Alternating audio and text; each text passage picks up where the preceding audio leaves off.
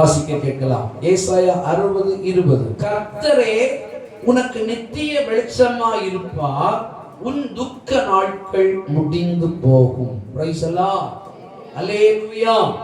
சரி, என்னை கவனியுங்கள். இவைகள் யாருக்கு வெளிப்படுத்தப்பட்டது அப்படின்னா ஏசாயாவுக்கு வெளிப்படுத்தப்பட்டது. ஏசாயாவின் புத்தகம் 1ஆம் அதிகாரம் 1வது வசனத்துல நீங்க வாசித்தீங்கன்னா அதனுடைய விடை அங்கே இருக்கிறது. இது யாருக்காக வெளிப்படுத்தப்பட்டது அப்படின்னு நீங்க பாத்தீங்கன்னா தம்முடைய ஜனங்களுக்காக. ஹல்லேலூயா. பக்கத்துல கையை பிடிச்சு அவங்கள பார்த்து சொல்லுங்க, நீங்களும் நானும் அவருடைய ஜனங்கள். உங்களுக்காகவும் எனக்காகவும் இது வெளிப்படுத்தப்பட்டிருக்கிறது. ஹல்லேலூயா. இங்கே சொல்லப்பட்டிருக்கிறது சூரியன் அஸ்தமிப்பதில்லை. இது அஸ்தமிப்பதில்லைக்கு அர்த்தம் தெரியுமா? இருக்காது. 20 நிமிஷத்துல பிரசங்கத்தை முடிக்கிறேன். என்ன கவனிங்க, கவனிச்சா மட்டும்தான். அஸ்தமிப்பதில்லை என்பதற்கு அர்த்தம் தெரியுமா? சொல்லுங்க பார்க்கலாம். யார தெரிஞ்சவங்க சொல்லுங்க பார்க்கலாம். சத்தமா? சரி, மறைவதில்லை. சரியாக சொல்லிட்டீங்க. அடுத்து சொல்லப்பட்டிருக்கு. அடுத்த வாசிங்க தொடர்ந்து. சந்திரன் மறைவதும் இல்லை,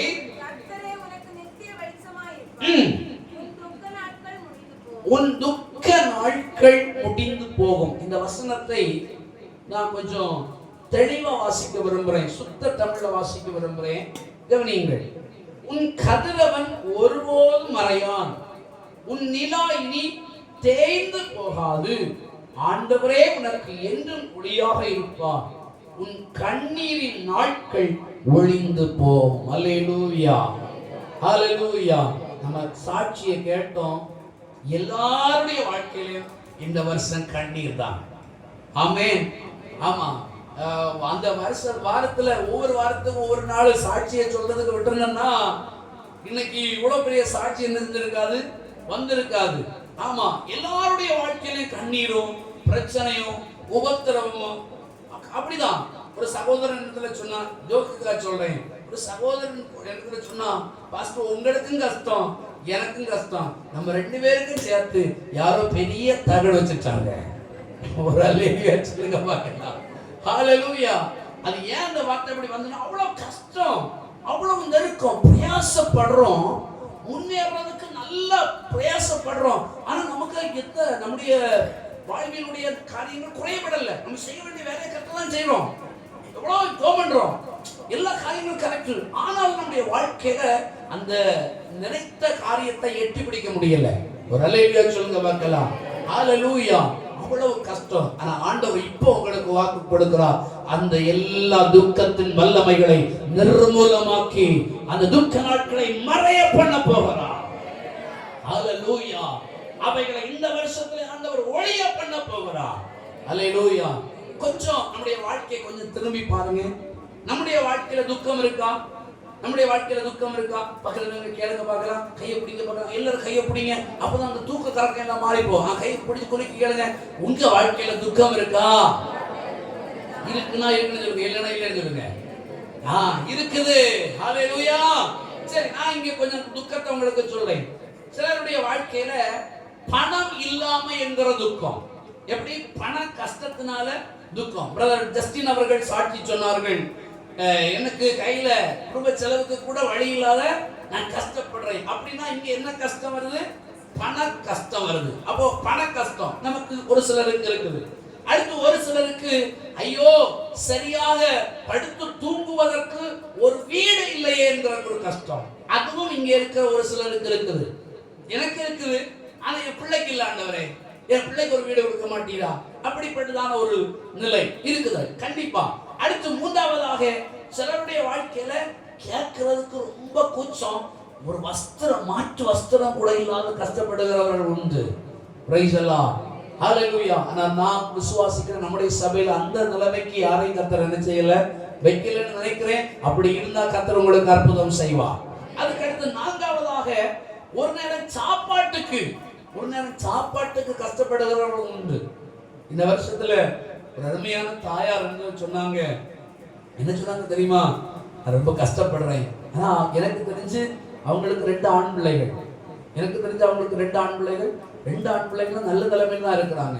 ஆனா அவங்க சாப்பாட்டுக்கு கஷ்டப்படுறாங்கன்னு சொன்னாங்க. நான் இந்த வருஷத்துல எப்படியாவது அவங்களுக்கு ஏதாவது ஒரு உதவி செய்யணும்னு நினைச்சு என் கையில இல்ல, தரித்திரம் தேடிட்டே இருந்தேன். ஆண்டவரே வரமாட்டாங்களான்னு பார்த்துக்கிட்டு யாரோ ஒரு கேக்க கொடுத்தாங்களாம். அந்த கேக்க ஊழியக்காரனுக்கு கண்டிப்பா நான் கொடுத்து ஆவேன்னு சொல்லி அவங்க சாப்பிடாம எனக்கு கொண்டு வந்து பகல்ல கரெக்டா விடிய காலம் வந்து கதவு தட்டுறாங்க. ரலியே சொல்லுங்க பார்க்கலாம்.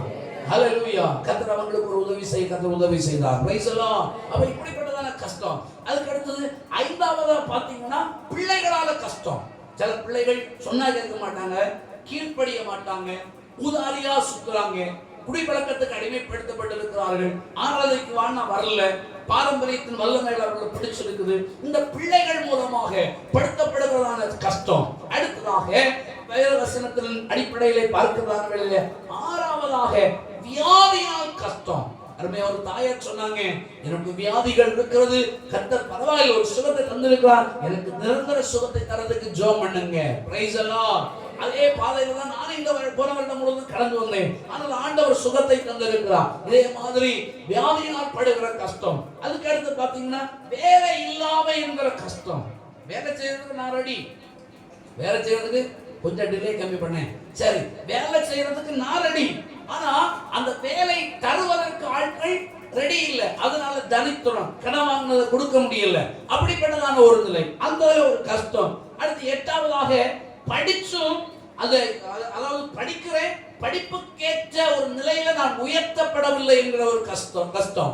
சில ஆட்களுக்கெல்லாம் படிக்கிறதுக்கு வசதியே இல்லை என்கிற ஒரு கஷ்டம். அதுக்கு அடுத்து பாத்தீங்கன்னா பிள்ளை இல்லை என்கிற ஒரு கஷ்டம். அதுக்கு அடுத்து பாத்தீங்கன்னா என் பிள்ளை, என் குடும்ப தலைவர் குடிப்பழக்கத்துக்கு அடிமைப்படுத்தப்பட்டிருக்கிறாரே, குடிகாரா மாறி இருக்கிறாரே என்கிற கஷ்டம். நான் இப்போ ஒரு 10 கஷ்டத்தை சொன்னேன். இந்த 10 கஷ்டமும் வேத வசனத்துக்கு உட்பட்ட கஷ்டம். ஹல்லேலூயா. இதுக்கு உங்களுக்கு நான் ஆதாரம் சொல்ல முடியும் ஒன்னொன்னுக்காக. ஆனா நான் ஆதாரம் சொல்ல நிக்கல, ஏன்னா நமக்கு நேரம் இல்லை. Price the Lord. ஆனால் இவ்விதமான எல்லா கஷ்டத்தின் நாட்களை, அதாவது இவைகளை வேதம் சொல்றது துக்கத்தின் நாட்கள் என்று, இந்த துக்கத்தின் நாட்களை கர்த்தர் ஒளிந்து போக பண்ணுவேன் என்று சபைக்கு வாக்கு கொடுக்கிறார். ஹல்லேலூயா, ஹல்லேலூயா. சரி, அடுத்து கவனிங்க. நான் வேத வசனத்திலிருந்து ஒரு 3 காரியத்தை சொல்ல விரும்புறேன். தெரிஞ்ச சம்பவம் தான், ஒண்ணு மட்டும்தான் இதுவரைக்கும் நம்ம படிக்காத சம்பவம். அதை கொஞ்சம் தெளிவா சொல்லி மற்ற 2ஐயும் உங்களுக்கு ஞாபகப்படுத்தி விடுறதுக்கு ஆண்டவர் உதவி செய்வார். வேத வசனத்துல நீங்க வாசிச்சீங்கன்னா 1 சாமுவேல் 1ஆம் அதிகாரம் 6வது வசனம் சொன்னாலே எனக்கு தெரியும். அன்னாள் பிள்ளை இல்லாம கஷ்டப்பட்டார். Price the Lord. ஒருக்க வாசிச்சுங்க பார்க்கலாம். வாசிங்க. 1 சாமுவேல் புத்தகம் 1வது அதிகாரம் அதனுடைய 6வது வசனத்தை வாசிக்கலாம். 1:6 சீக்கிரம். கர்த்தர் அவள் கர்ப்பத்தை அடைத்தபடியினால் அவளுடைய சக்களத்தை அவள் துக்கப்படும்படியாக அவளை மிகவும் விசனப்படுத்துவார். சரி, என்ன கவனிங்க. அவளுடைய சக்காலத்தி, இதுக்கு பொருள் தெரியுமா? சக்காலத்திக்கு பொருள் தெரியுமா? நான் நெட்ல தேடி கண்டுபிடிச்சேன். இதுக்கு என்ன பொருள், ஜனங்களுக்கு சரியாக சொல்லி கொடுக்கணுமே அப்படின்னு சொல்லி பார்த்தா இங்கிலீஷ்ல எப்படி இருந்துச்சு, கோ வைஃப் அப்படின்றது. Praise the Lord. ஹல்லேலூயா. ஆமா, செகண்ட் வைஃப். அதுக்கு இன்னும் உங்களுக்கு தெளிவான கொஞ்சம் கூட தெளிவா சொல்லணும்னா, நம்ம கார் வச்சிருக்கிறவங்க மொத்தம் எத்தனை டயர் இருக்கும் கார்ல? எத்தனை இருக்கும்? 4. இன்னொன்னு என்னன்னு சொல்லுவோம், உலக பிரகாரமா நம்ம மனுஷர்கள் அப்படியும் அந்த வார்த்தையை பயன்படுத்துவார்கள். Price the Lord. சரி, எல்லாரும் இப்ப கொஞ்சம் சிரிச்சீங்க, கொஞ்சம் பிரசங்கத்தின் திருப்பப்பட்டது. சரி, கர்த்தர் ஆசீர்வதிக்கட்டும். அப்போ அந்த நாட்களிலே பிரமாணங்கள் இல்லை, ஒருத்தனுக்கு ஒருத்தி என்கிற கொள்கை இல்லை. அது பழைய பாட்டுல எத்தனை வேணாலும் என்ன செஞ்சிருக்கலாம், அதனால மற்றொரு 1000 இனத்தை என்ன செஞ்சாரு, வச்சிருந்தாரு. ஆனா புதிய பாட்டுல அப்படி இல்லை, ஒருவருக்கு ஒருத்தி. அதனால தான் நம்ம இன்னைக்கு ஒரு வீட்டுல உட்கார்ந்து இருக்கோம். Praise the Lord. அல்லேலூயா. சில முகம் மட்டும்தான் சரிப்படுது, அவங்களுக்கு மட்டும்தான் புரிஞ்சது, வேற யாருக்கும் புரியல. Price the Lord. சரி, கர்த்தர் நம்மை நடத்துவாராக. அப்போ இந்த சக்காலத்தினால பயங்கர உபத்திரம். என்ன உபத்திரம் படுத்துதா? டேய், உனக்கு பிள்ளை இல்ல, உனக்கு பிள்ளை இல்ல, உனக்கு பிள்ளை இல்ல, உனக்கு பிள்ளை இல்ல. நம்முடைய சபையிலையும் ஒரு குடும்பம் ரொம்ப கஷ்டப்படுத்தப்பட்டுச்சு. கடந்த நாட்கள் எனக்கு தகவல் வந்துச்சு. எப்படின்னா, பிள்ளை இல்லாதனால மகனுக்கு இன்னொரு திருமணத்தை பண்றதுக்கு தாயார் ஏற்பாடு பண்றதுக்கு அளவுக்கு பிரச்சனை. ஹல்லேலூயா. புரிஞ்சுச்சா? மகனுக்கு திருமணம் பண்ணியாச்சு. குழந்தை இல்லாததுனால இப்போ என்ன நடந்தது அப்படின்னா, அவளை உயிரோட வச்சுக்கிட்டு அதே வீட்டுக்குள்ள மகனுக்குள்ள வாழ்ந்துட்டு இருக்கிறா. ஆனா அதே நிலைமையை வச்சுக்கிட்டு இவனுக்கு இன்னொரு சம்பந்தத்தை என்ன செய்யணும், பார்க்கணும். இந்த டிசம்பர் இப்ப முடிஞ்சு பாத்தீங்களா, டிசம்பருக்குள்ள கல்யாணத்தை என்ன செய்யணும், நடத்தியே தீர்வேன்னு தாயாரும் ஒத்த காலங்கள் இருக்காங்க. இந்த நிலையில இரண்டாவது ஆலோசனை கேட்டாங்க. நான் சொன்னேன், ஜெபம் பண்ணும்போது சில பொல்லாத ஆவியினுடைய கிரியைகளின் தாக்கத்தை நான் உணர்ந்து சொன்னேன். நீங்க இந்த வீட்டில் இருக்க வேண்டாம், நீங்க கொஞ்ச நாள் வீடு மாறி உட்காரணும் அப்படின்னு. ஒரு அலையிலேயே சொல்லுங்க பார்க்கலாம். கொஞ்ச நாள் வீடு மாறி உட்காரணும். 2 வீடு உண்டு, அதுல இன்னொரு வீட்டில் வந்து உட்காருங்க. உங்களுக்கு ஆவிக்குரிய வாழ்க்கைக்கு எந்த தடையும் இருக்காது. ஆண்டவர் அற்புதம் செய்வதற்கு அது ஏதுவா இருக்கும். உங்க பேர்ல விக்கிரகங்களுக்கு அநேக காரியங்கள் செய்யப்படுகிறது. என்ன செய்யப்படுது? நல்லதான் பிள்ளை கிடைக்கணும்னு சொல்லி செய்யப்படுது. அந்த கிரியை தடையா இருக்கிறது. ஆண்டவர் உங்களுக்கு அற்புதம் செய்ய முடியல. கர்த்தர் உங்கள்கிட்ட வாக்குத்தத்தம் பண்ணாரு. சபையில பிரசங்கத்துல ஆண்டவர் பேசினாரு. நம்ம சபையில பேசுறாரு, எனக்கே தெரியும், 2 முறை பேசினாரு.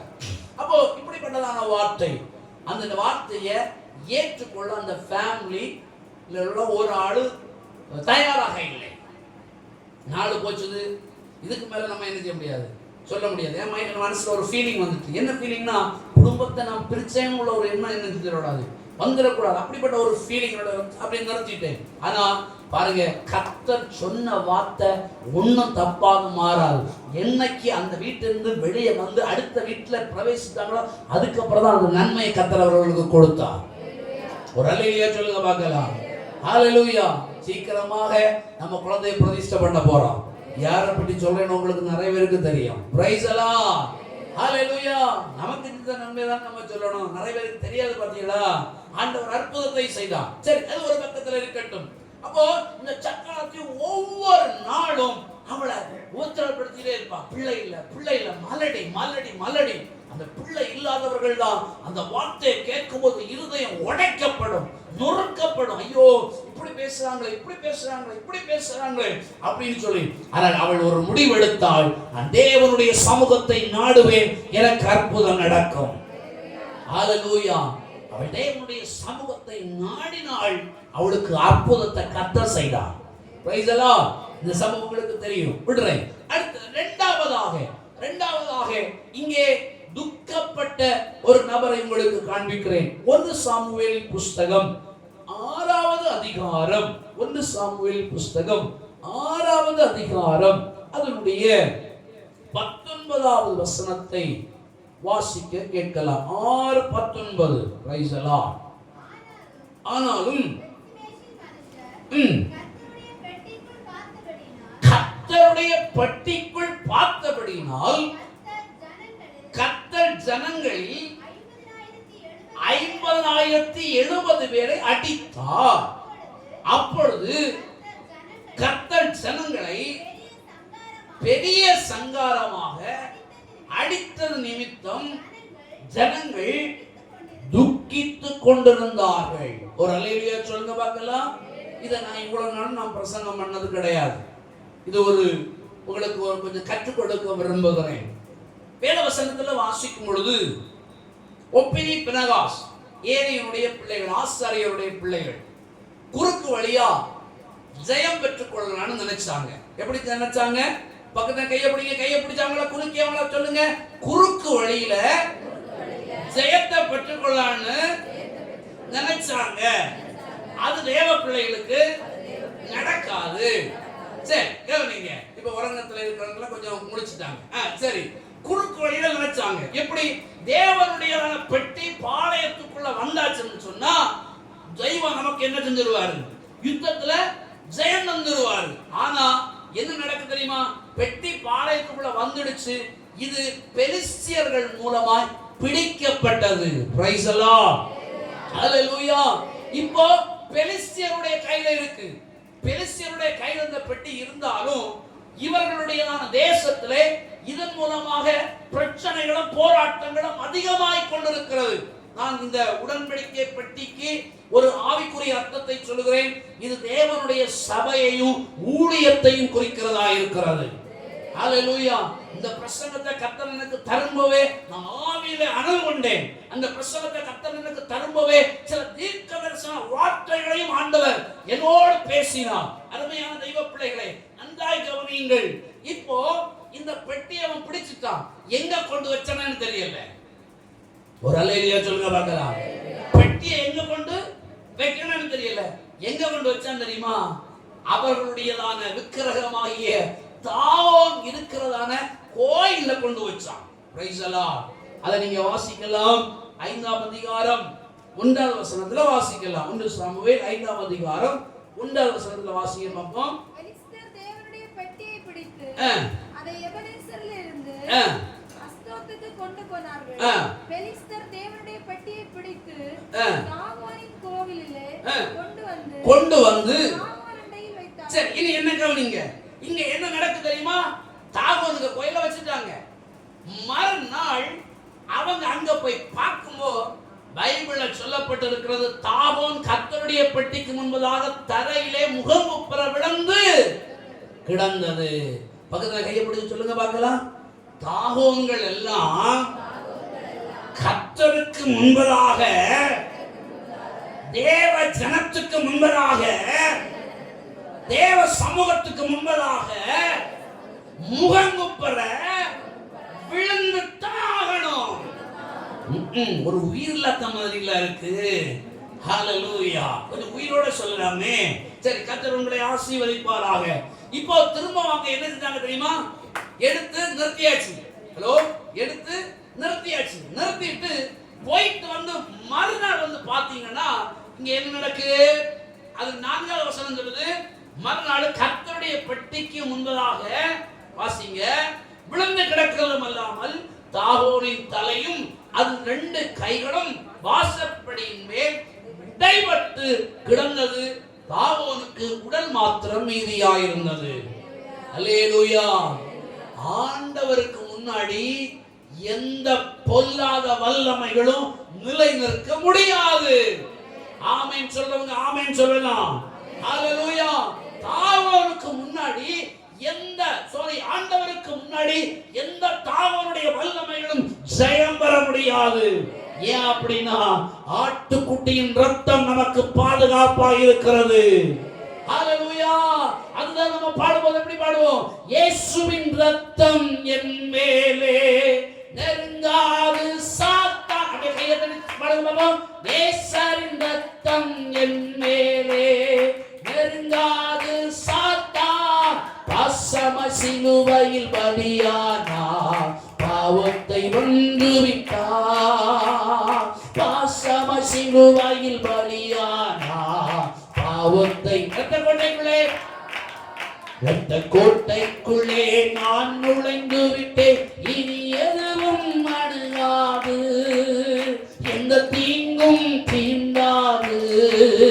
இரத்த கோட்டைக்குள்ளே நான் நுழைந்து விட்டேன். இனி எதுவும் அணுகாது, எந்த தீங்கும் தீண்டாது. ஹல்லேலூயா.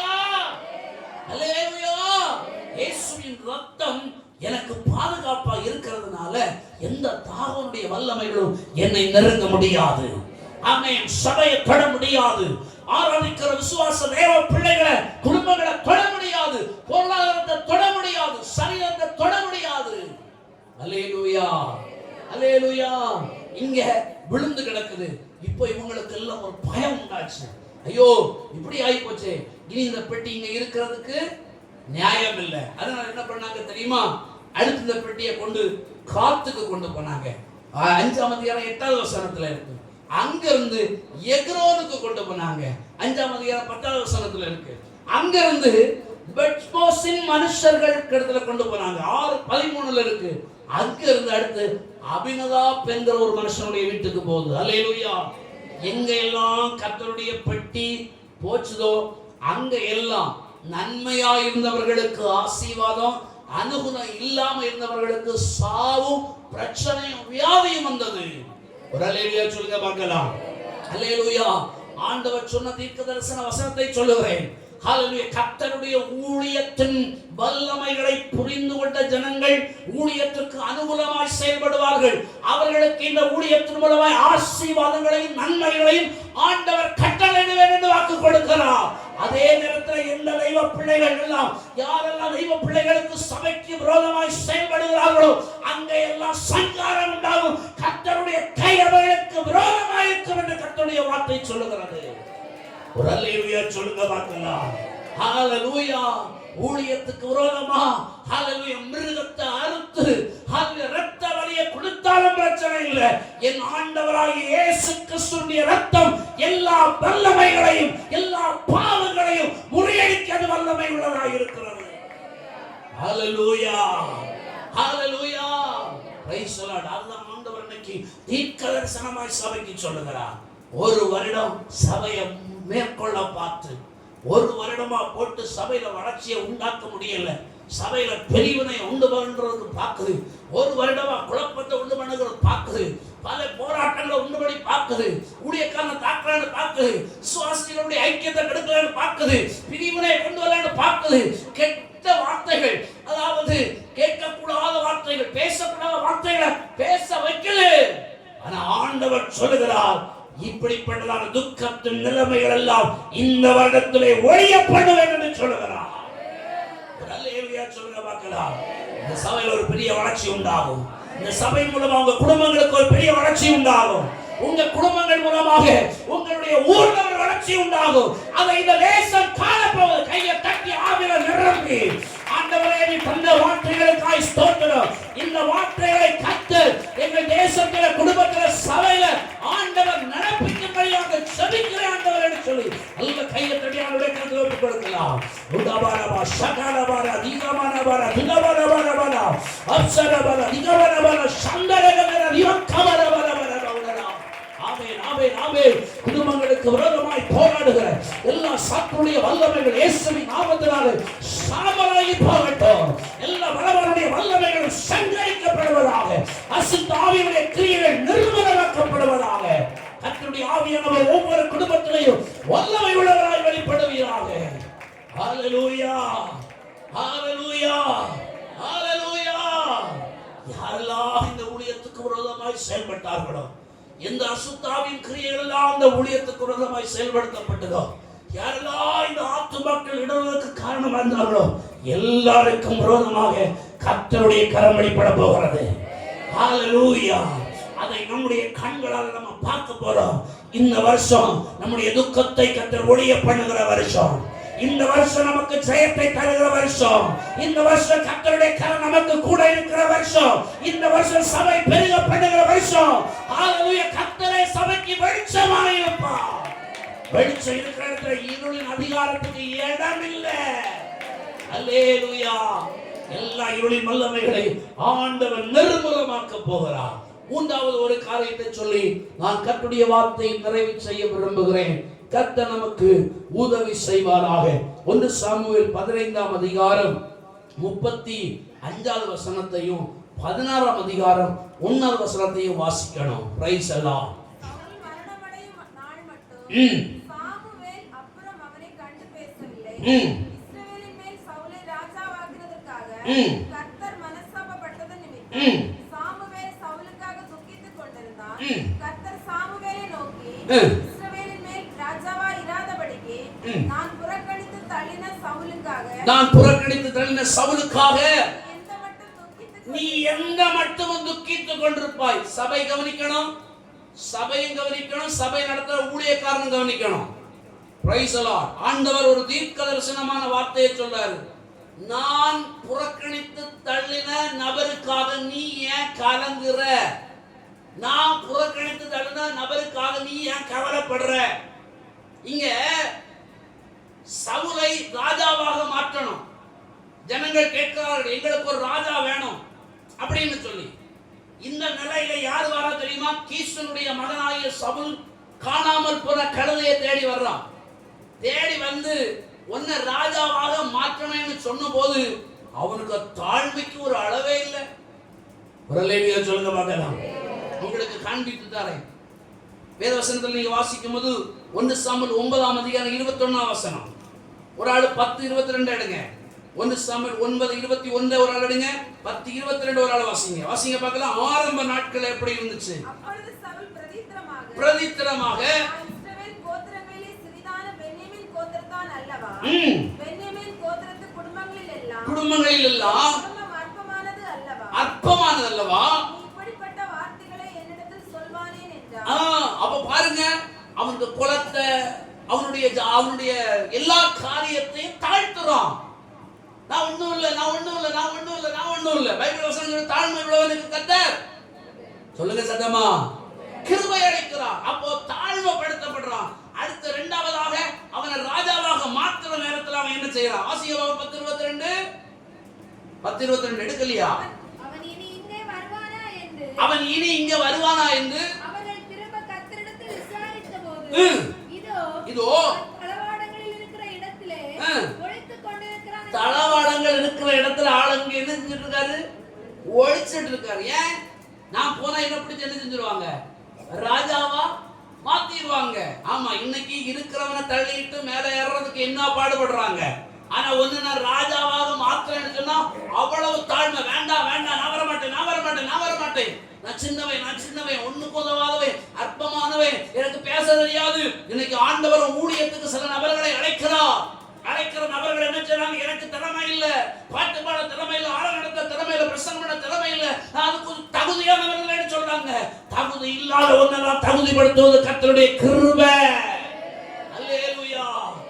சவுலே தகுதி இல்லாத நிலையில இருந்த ஒன்ன ஆண்டவர் தகுதிப்படுத்தி உன்னை உயர்த்தினாரு. நீ இன்னும் தாழ்த்து இருக்கணும். ஆனா அவன் தன்னை தாழ்த்தல. என்ன செஞ்சான் தெரியுமா? வேதவசனத்துல வாசிச்சீங்கன்னா 1 சாமுவேல் 13ஆம் அதிகாரம் 8-14 வசனம் வரைக்கும் நீங்க வாசிச்சீங்கன்னா அவன் அங்க துணிகரமாக பலி செலுத்துகிறான். தேவ பிள்ளைகள் நல்லா கவனிக்கணும். ஆசாரியன் செய்ய வேண்டியது ஆசாரியன் தான் செய்யணும். பக்கத்துல கையை பிடிச்சு 2 குறுக்கு 4 ஜனம் உறங்கணும். நல்ல குறுக்கி அவங்கள பார்த்து அவங்க முகத்தை பார்த்து சொல்லுங்க. ஆசாரியன் செய்ய வேண்டியத ஆசாரியன் தான் செய்யணும். உதவி ஊழியக்காரன் செய்ய வேண்டியத உதவி ஊழியக்காரன் செய்யணும். விசுவாசி செய்ய வேண்டியத விசுவாசி தான் செய்யணும். இதுக்கு உங்களுக்கு அர்த்தம் புரிஞ்சுதா? உறக்க சிக்கல இருக்கிறதுனால அர்த்தம் என்ன செய்யாது? புரியாது. நான் சொல்லித்தரேன். ஆசாரியனுக்கும் உதவி ஊழியக்காரனுக்கும் வித்தியாசம் உண்டு. என்னையே வச்சு உங்களுக்கு நான் உதாரணமா சொல்லித்தரேன். நான் பைபிள் காலேஜ் முடிச்ச உடனே எனக்கு ஒரு பேர் கொடுக்கப்பட்டது. என்னன்னா ஊழியன். இன்னொரு பேர் சொல்லுவாங்க உதவி ஊழியன். என் கையில சபை எல்லாம் கிடைக்காது. சபை கையில தரமாட்டாங்க. நான் போனோம் பயிற்சி ஊழியன். போனோம் அங்க போய் யாரை நடத்தணும், வரணும். போனோம் அந்த வீட்டை விசிட் பண்ணணும், வரணும். இவ்வளவுதான். ஆனா நான் ஒரு 5 வருடம் தாண்டின உடனே எனக்கு கையில சபை சார்ஜ் கொடுப்பாங்க. சபை சார்ஜ் கொடுக்கும்போது என்ன செய்யலாம் அப்படின்னா, கல்யாணம் நடத்தக்கூடாது, அடக்காரம் நடத்தக்கூடாது, பால் காய்ப்பு நடத்தக்கூடாது, இப்படி ஃபங்க்ஷன் நடத்தக்கூடாது. ஓகேவா? மற்ற மாதிரி பிரசங்கம் பண்ணலாம், ஜனத்துக்கு தேவையான வார்த்தை ஆறாம் போயிட்டே இருக்கலாம். ஒரு 7 வருஷம் ஆன பிறகு திருமணம் ஆகணும். ஒரு 7 வருஷம் ஆகணும். ஆன உடனே என்ன செய்வாங்கன்னா, வா அப்படின்னு சொல்லி என்னை கூப்பிட்டு, என்னையும் என்னுடைய மனைவியை கூப்பிட்டு தலையில கை வச்சு எங்களை ஆர்டினேஷன் பண்ணுவாங்க. முதல்ல பண்ணது கிராஜுவேஷன். பைபிள் காலேஜ் முடிச்ச உடனே கிடைக்கிறது பட்டமளிப்பு உள்ள கிராஜுவேஷன். ஆனா இப்ப கொடுக்கிறது ஆர்டினேஷன். 7 வருஷம் கூட இருந்திருக்கான், இருந்திருக்கான். எப்படி பாதுகாப்பு நடத்தணும், எப்படி அடக்காரம் நடத்தணும், எப்படி பிரதிஷ்டை பண்ணணும் எல்லாம் தெரியும். இப்போ ஆர்டினேஷன் எல்லா ஊழியர்களும் சேர்ந்து பிதா குமார் பரிசுத்த ஆவி நாமத்திலே இவனை தேவனுடைய ஊழியக்காரனாக ஆர்டினேட் பண்ணுகிறோம்னு சொல்லி அதிகாரப்படுத்தி ஜெபிச்சு சர்டிபிகேட் தந்து கையில அனுப்புவாங்க. ஒரு அல்லேலூயா சொல்லுங்க பார்க்கலாம். அல்லேலூயா. ஆமா. அப்போ நான் உங்களுக்கு சொல்றது என்னன்னா, அந்தந்த நிலைமையில இருந்து செய்ய வேண்டியதை மட்டும்தான் செய்யணும். ஒரு இடத்துல பாத்தீங்கன்னா ஒரு விசுவாசி ஊழியக்காரன் நல்ல பிசாசு விரட்டுவாரு. ஒரு நாள் ஊழியக்காரன் இல்ல, ஊழியக்காரன் இல்லதுனால கொண்டு வாங்க நான் விரட்டுறேன்னு சொல்லி விரட்டினாரு. அன்னைக்கு பிடிச்ச தரித்திரம் இன்னைக்கு வரைக்கும் பிசாசு மாறல. ஒரு அல்லேலூயா சொல்லுங்க பார்க்கலாம். அல்லேலூயா. செய்யக்கூடாதத செய்யப்படாது. இவன் அப்படிதான் செய்யக்கூடாதத செஞ்சதுனால என்ன நடந்து தெரியுமா? அது வேத வசனத்துல நீங்க வாசிச்சீங்கன்னா துணிகரமா செஞ்சான். சாமுவேலுக்கு வாயில தீர்க்கதரிசன வார்த்தை வந்துச்சு. என்ன சொன்னார்னா, உன் ராஜ்யபாரம் நிறைபடாதுன்னு சொல்லிட்டாரு. அல்லேலூயா. சரி, அதுதான் விட்டுட்டான். அடுத்த இரண்டாவதாக இன்னொரு இடத்துல 1 சாமுவேல் 15ஆம் அதிகாரம் 3ல இருந்து 9 வரைக்கும் 15வது வசனம் வரைக்கும் நீங்க வாசிச்சு பாத்தீங்கன்னா, இங்க ஆண்டவர் சொல்றாரு, நல்ல கவனிக்கணும். இதுல ஒரு சத்தியத்தை உங்களுக்கு சொல்லித்தாரேன், ஒரு சத்தியத்தை சொல்லித்தாரேன். ஆண்டவருடைய பிள்ளைக்கு மேல, ஆண்டவருடைய பிள்ளைக்கு மேல ஒருத்தன் கை வச்சுட்டானா அவனை விடவே மாட்டாரு. ஒரு அலையிலே வந்திருக்கணும். அலையில சொல்றது எதுக்கு தெரியுமா? ஒப்பனையா இருக்கு. நான் ஆண்டவருக்கு பிள்ளையே இல்லப்பா. Praise the Lord. ஹல்லேலூயா. ஒரு ஆண்டவருடைய பிள்ளைக்கு மேல எவனாச்சும் கை வச்சானா ஆண்டவர் விட மாட்டாரு. நம்ம மறந்துடுவோம். இங்க நீங்க அந்த வசனத்தை வாசிச்சீங்கன்னா, வீட்டுல போய் வாசிச்சீங்கன்னா இங்க ஒரு மனுஷன் இருக்கிறான். இவன் ராஜ பாதை வழியா இஸ்ரவேல் ஜனங்கள் போறதுக்கு வழி கேட்ட பிறகு வழி கொடுக்கல. பாலாக்குங்கிற பேரு. இவன் உடனே என்ன செஞ்சான்? பிலேயாம் என்ற ஒரு தீர்க்கதரிசியை சபிக்கிறதுக்கு கூப்பிட்டான். கூப்பிட்டது மட்டுமல்ல, தாய்த்து போனவர்கள், நடக்க முடியாத கேஸ், நொண்டி கேஸ், இதெல்லாம் நடந்து போக பின்னாடி வரும். அவங்களெல்லாம் பின்னாடி போய் ஒன்னொன்னா வெட்டி கொன்னான். ஆண்டவர் என்ன செஞ்சார் தெரியுமா? இந்த பையன் இப்படி செஞ்சான் பார்த்துக்க, அன்னைக்கு அவனை விடாதன்னு சொல்லி ஆண்டவர் சவுல் கையில ஒப்பு கொடுக்கிறாரு. எத்தனை வருஷம் தாண்டி பார்த்துக்கிடுங்க. அவன் செஞ்சது அவன் மறந்துட்டான். ஐயோ, பாலாக்கு எங்களுக்கு இப்படி செஞ்சான்னு சொல்லிட்டு ஜனம் என்ன சொல்லிட்டு மறந்துட்டு, ஆனா என் பிள்ளை மேல நீ கை வச்ச ஒண்ணு நான் விட மாட்டேன்னு சொல்லி பல யுகங்கள் தாண்டியாக சவுல கத்தர் எழுப்புறாரு. ஒரு நல்ல எளிய சொல்லுங்க வாங்களா. இப்ப சொல்றாரு, நீ போனோம், அவனையும் கொல்லணும், அவனுக்கு மிருக ஜீவங்கள் எல்லாத்தையும் என்ன செய்யணும், ஒரே சங்காரம் பண்ணணும் அப்படின்னு. இவன் போனான், போய் யுத்தம் பண்றான். யுத்தம் பண்ணும்போது ஆடு எல்லாம், நம்ம இங்க உள்ள ஆடு பாத்தீங்கன்னா இப்படி ஒல்லி சொக்கையா இருக்கும். அங்க உள்ளது பாத்தீங்கன்னா 2 ஆடுகள் சமமாட்டு அப்படி கனத்துட்டு வருது. அவனுக்கு பார்த்தான், எல்லாத்தையும் நல்லமானதை பிடிச்சிட்டான். ராஜாவை உயிரோட கொண்டு வந்துட்டான். இப்போ வந்தாச்சு. வந்த உடனே சாமுவேல் வராரு. சாமுவேல் கிட்ட ஆண்டவர் சொல்லியாச்சு, எப்பா அவருக்கு துரோகம் பண்ணிட்டாப்பா, போப்பாடு. இங்க வந்து பார்க்கும்போது எல்லாம் செஞ்சியா? எல்லாம் செஞ்சுட்டேன், சூப்பரா காரியத்தை முடிச்சுட்டேன். அடுத்து உடனே கேட்கிறாரு, அப்படியா? அப்ப எனக்கு காதுல ஆடு மாடு சத்தம் கேட்குது. முதல்ல சொன்னா நான் கர்த்தருடைய பார்வை, கர்த்தருடைய சித்தப்படி செஞ்சுட்டேன்னு. இப்ப ஆடு மாடு சத்தம் யாருன்னு கேட்ட உடனே அது உம்முடைய தெய்வத்துக்கு. இந்த வார்த்தையை கவனிச்சடா, இவ்வளவு நாளும் கர்த்தராகிய தேவன். இப்போ எப்படி உனக்கு பேரு, புகழ், பெருமை, ஆஸ்தி, சொத்து எல்லாம் வந்த பிறகு, ஆள்பலம் எல்லாம் வந்த பிறகு உன் பேச்சு எப்படி மாறுது? இதுவரைக்கும் ஏன் ஆண்டவர், ஏன் கர்த்தர், ஏன் சபை, ஏன் ஊழியக்காரர், எங்க விசுவாசிகள், அப்படிப்பட்டதான பேச்சு. இப்போ உன் சபை, உன் விசுவாசி, அப்படிப்பட்டதான நிலையில அவன் பேசுறான். பாருங்க, கோபம் உண்டாகுது. ஆண்டவர் சொல்லிட்டாரு, இவனை தள்ளுறேன், அடுத்து இன்னொரு இடத்துல நான் எழுப்ப போறேன். ஒரு அல்லேலூயா சொல்லுங்க பார்க்கலாம். ஹல்லேலூயா. தீர்க்க தரிசனமான வார்த்தை வருது. ஹல்லேலூயா. பூமியிலே உயர்ந்த ஸ்தானத்திலே இருக்கிற சில நபர்கள் அந்த இடத்துல இருந்து தள்ளி கர்த்தர் இந்த வருஷத்துல உங்களை அந்த ஸ்தானத்துல வைக்க கர்த்தர் விரும்புகிறார். Praise the Lord. ஹல்லேலூயா. சில உயர்வான ஸ்தானத்துல கர்த்தர் உங்களை உயர்த்துவேன் என்று உங்களுக்கு சபைக்கு வாக்கு கொடுக்கிறார். கையை தட்டி, ஆண்டவரே இந்த வார்த்தை என் மேல, என் பிள்ளை மேல, என் குடும்பத்தின் மேல, என் குடும்ப தலைவர் மேல இந்த வருஷத்துல நிறைவேறட்டும் ஆண்டவரே என்று சொல்லி நல்ல கையை தட்டி ஆண்டவருடைய சமூகத்தில் அப்படியே ஆவியில நிறைவேறி ஜெபம் எடுக்க பார்க்கலாம். Price the Lord, price the Lord, price the Lord, price the Lord, price the Lord, price the Lord, price the Lord, price the Lord, price the Lord, price the Lord. நன்றி.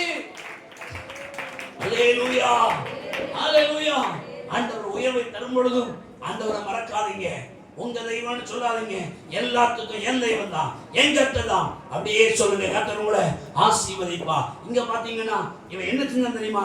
கீழ்ப்படியாமை இவனுடைய வாழ்க்கையில வந்து விட்டது. ஒரு அல்லேலூயா சொல்லுங்க பார்க்கலாம். ஹல்லேலூயா. கீழ்ப்படியாததுனால இடம் மாறி போச்சு. ராஜ்யபாரம் கையை விட்டு போகுது. இப்போ ஹல்லேலூயா. இவனுக்காக யார் துக்கம் கொண்டாடுறது தெரியுமா? இவனுக்காக யார் துக்கப்படுறது தெரியுமா? சாமுவேலுக்கு தீர்க்கதரிசியாக துக்கப்படுறாரு. உடனே கர்த்தருடைய வார்த்தை வருது, இல்லப்பா நான் இவனை தள்ளிட்டேன், இந்த இடத்துல இன்னொரு மனிதனை நான் எழுப்ப போறேன், அந்த இடத்துல போ, அவனை அபிஷேகம் பண்ணு சொல்லி ஆண்டவர் அனுப்புகிறார். அதே இடத்துல தாவீதை கர்த்தர் உயர்த்துகிறார். ஹல்லேலூயா, ஹல்லேலூயா. சில உயர்ந்திருக்கிற சில நபர்களை ஆண்டவர் இழுத்து கீழே தள்ளி தாழ்ந்திருக்கிற கிருபைக்கு காத்திருக்கிற ஒன்றரை இந்த வருஷத்துல உயர்த்தி அவர் மேன்மைப்பட போகிறார்.